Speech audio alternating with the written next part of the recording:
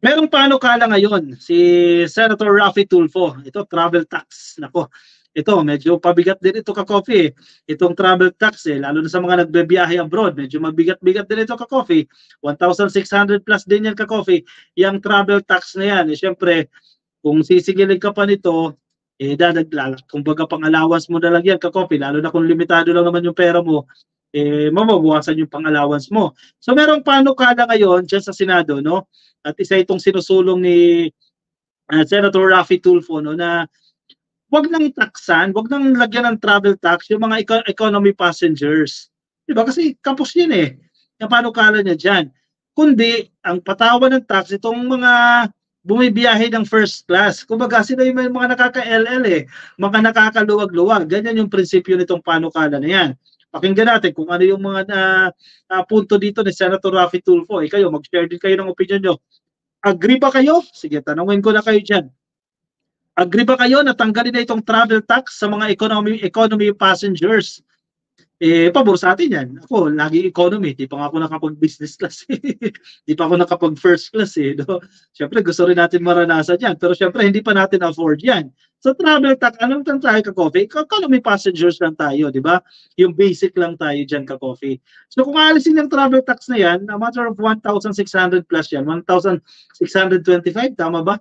Sino yung recently kakabiyahe lang dyan? Mga ganyan yung halaga yan. Malaking bagay sa'yo yan.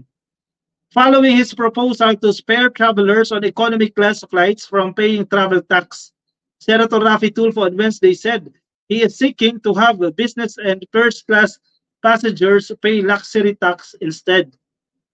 So, yung mayayaman na lang yung taxan. Yung iba, exempt na lang muna. So, definitely, alam naman natin yan na pag tanggalan yung tax na yan, bumabawasan yung revenue ng gobyerno kasi napupunta naman sa gobyerno yan eh. But may other sources na pwede tayong pagkunan dyan. Tingnan natin. Kasi pagdidebatehan naman yan ng mga mambabatas eh. Interviewed on Unang Balita, Tulfo said that he wants the Tourism Infrastructure and Enterprise Zone Authority, TIEZA, to continue receiving proceeds from tax collections to develop tourism projects. Yan naman yung kinapupuntahan ng travel tax na yan. Sa panukalang batas na aking binubuo o kinakraft, ang exempted lamang po sa pagbabayad ng tax ay yung mga nasa economy class. Ngayon, yung mga nasa business class at first class, syempre mayayaman yan. Itutuloy pa rin ang pagbabayad nila pero hindi na travel tax ang tawag doon, kundi luxury tax na. Papalitan yung pangalan ha, luxury tax. Ano sa tingin niyo ka-coffee? Nang sa gayon, continuous pa rin yung pagkita. Pupunta ito sa TIEZA, yung TIEZA, dinidistribute yan sa iba't ibang sangay ng ating gobyerno bilang ayuda. Meron pa rin silang matatanggap na pera. Yung magkukulang, pwede naman natin sigurong hanapan ng budget sa ibang departamento. Wag lang ma-violate ang batas, sabi ni Tulfo. Pabor yan sa mga traveler na economy class lang ang kaya pang ma-afford. Diba? Pero syempre, hati rin ang opinion ng taong bayan dyan. Kasi kawalan niya yan nakita sa gobyerno. TIEZA is a government-owned and controlled corporation attached to the Department of Tourism and responsible for implementing policies and programs of the DOT pertaining to the development, promotion, and supervision of tourism projects in the country. Sa ilalim po ng RA 9593 o yung tinatawag po natin the Tourism Act of 2009 states that 50% of the proceeds from the travel tax collection shall accrue to the TIEZA. So sila nakikinabang dyan ka-coffee. Nakukolekta dyan. Siyempre, malaki-laking bagay din yan. The 40% shall accrue to the Commission on Higher Education for tourism-related educational programs and courses, while the remaining 10% shall accrue to the National Commission for Culture and the Arts. Tulfo, who chairs the Senate Committee on Public Services, earlier said that imposing the tax on economy class passengers was a violation of their constitutional rights to travel.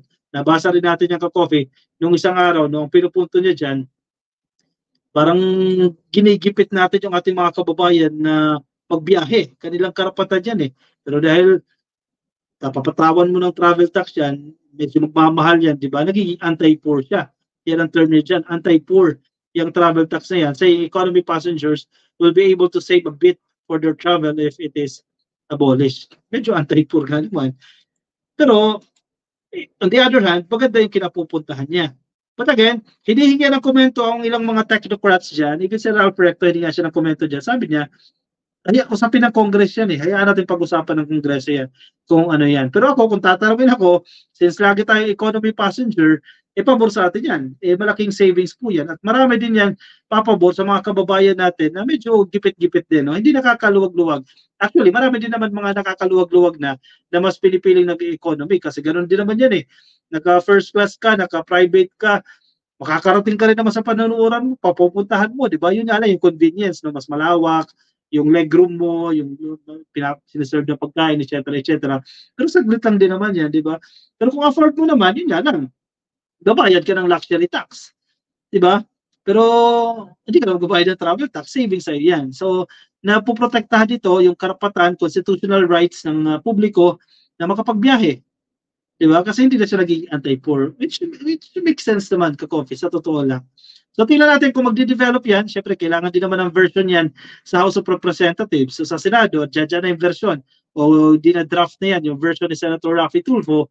And yung version naman sa House of Representatives, hindi pa natin naririnig yan. Okay, anong say niyo dyan, ka-coffee?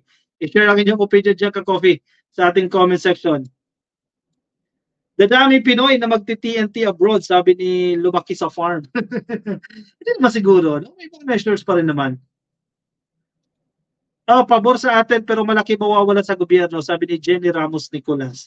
And yung mga agencies na pinakapupuntahan doon ng tax collection. But again, nasa Congress naman yan. Kung let's say mawawala ng pera itong CHED, mawawala ng pera ang NCCA, so dapat mahanapan sila ng paghuhugutan.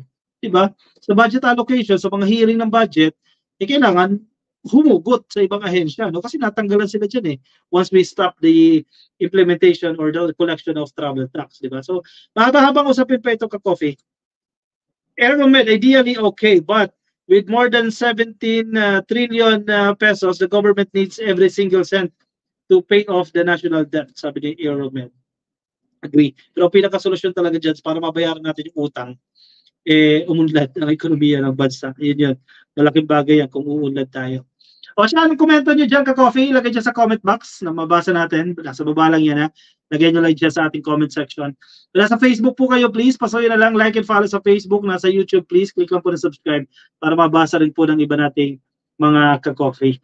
Alright, kung papaalam sa inyo, maraming salamat po sa mga sumama sa akin. Ingat po kayo.